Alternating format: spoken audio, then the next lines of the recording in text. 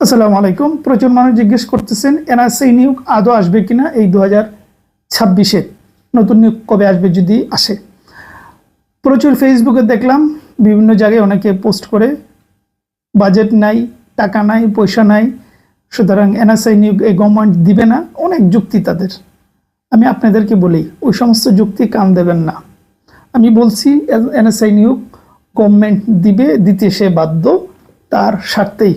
নতুন এডি, কারণ এনএসআই নিয়োগ মানেই তো অনেকগুলো পদ থাকে, তার মধ্যে এডি থাকে, মানে সহকারী পরিচালক থেকে অন্যতম একটা পদ। তারপর ফিল্ড স্টাফ থাকে, ওগুলা সরকারের মাঠ পর্যায়ে কাজ করে সরকারের জন্য। সুতরাং এই নতুন গভর্নমেন্টের নতুন লোক লাগবেই, কারণ এনএসআই ছাড়া সরকার দেশের পরিপূর্ণ চিত্র সে পাবে না, এবং যারা আগের আছে তাদেরকে কতটুকু সরকার বিশ্বাস করবে এটা একটা বিষয়। আর এখন নতুন মানুষ তার দরকার, কারণ সে তার বিশ্বস্ত মানুষ নেবে। এক্ষেত্রে প্রশ্ন জাগতেই পারে বিএনপি কি তাদের মতাদর্শের মানুষকে বেশি নেবে। এটা কিঞ্চিত পরিমাণ, মানে একেবারে মিথ্যে সেটা আমি বলছি না, কিন্তু ঢালাওভাবে সবাই বিএনপির মতাদর্শে নেবে এটা বিশ্বাস করার কোনো কারণ নেই। তবে কোন জায়গার থেকে বললাম সেটা হচ্ছে, যেহেতু এই সরকার নিয়োগ দেবে, স্বাভাবিকভাবেই যারা নিয়োগ পাবে তারা এই সরকারের বিরুদ্ধে গিয়ে কাজ করবে না। এটা সাধারণ লজিক। এই গভর্নমেন্টের জন্যই সঠিক কাজ করবে। এই গভর্নমেন্ট বিপদে পড়বে বা অসত্য তথ্য মাঠ থেকে নিয়ে এসে গভর্নমেন্টকে জানাবে, এই কাজটা তারা করবে না, এটা তাদের বিশ্বাস। কিন্তু পুরাতন যারা আছে তারা হয়তো করতে পারে, কিন্তু এই নতুন যারা আসবে তারা করবে না, এটা এই গভর্নমেন্টের বিশ্বাস। সুতরাং সেই জায়গা থেকে তারা নিয়োগ দিবেই।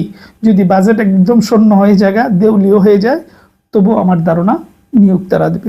প্রশ্ন জাগতে পারে তাহলে কবে আসতেছে নিয়োগ? আসতেছে আগামী 1.5 থেকে 2 মাসের ভেতরে নিয়োগ পাবেন। এটা বিভিন্ন কারণে আমি বলতেছি, এটা সর্বোচ্চ লাইন বলছি, এর ভেতরে নিয়োগ আপনারা পাবেন। সুতরাং টেনশন না করে কবে আসবে সেটা টেনশন না করে পড়াশোনাটা করেন। কেন বলি, এর আগে আমি বহু কথা বলছি। আপনারা এনএসআই সম্পর্কে যা কিছু যদি মনে জাগে এই জিনিসটা জানতাম, আমার চ্যানেল ঢুকবেন, প্লে লিস্ট আছে, এনএসআই নিয়ে এত কথা বলছি আমরা, এটা বলার বাইরে। আপনি যা চান সব পাবেন, ঠিক আছে? তো সবসময় আমরা যেটা বলি যে এনএসআই লিখিত, প্রিলি, ভাইবা এই 3টা পরীক্ষা 1 মাসের ভেতরে শেষ করে ফেলে। তাহলে বলেন আপনি ওই নিয়োগ দিলে প্রিলি পড়বেন নাকি লিখিত পড়বেন নাকি ভাইবার জন্য প্রস্তুতি নেবেন? কিন্তু যারা এনএসআইয়ের জন্য বছরের পর বছর ড্রিম দেখে, তারা আগে থেকে পড়াশোনা করে, আগে থেকে প্ল্যান মাফিক থাকে, রুটিন মাফিক একটা পড়াশোনা তারা করে এনএসআইয়ের জন্য। সুতরাং আপনি যদি না পড়ে থাকেন, আজকে কালকে থেকেই শুরু করে দেন এনএসআইয়ের জন্য। বসে থাকবেন না যে 1.5 মাস 2 মাস যতটুকুই পান, এটাও অনেক কম সময়, কিন্তু কাজে লাগালে এটাও একটা গুরুত্ব রাখে। পড়াশোনাটা শুরু করে দেন, সময় নষ্ট করবেন না। এনআরসি নিয়ে আমাদের বই আছে, সবাই জানেন। প্রতি নিয়োগে আমরা 2টো বই নিয়ে আসি, লিখিত, প্রিলি। এই স্ক্রিনে দেখতে পাচ্ছেন ছবি, ওগুলার রিভিউ ভিডিও আছে, চ্যানেলে ঢুকলেই পাবেন। ওই রিভিউ ভিডিও দেখে নেবেন, সব জানতে পারবেন এই বইয়ে কী কী আছে। বিগত সালের প্রশ্ন আছে, সাম্প্রতিক তথ্য আছে, প্রচুর পরিমাণে প্রশ্ন পাবেন। তারপরে এনএসআইয়ের বেসিক তথ্য আছে, মানে এনএসআই সম্পর্কে বিস্তারিত আলোচনাও পাবেন।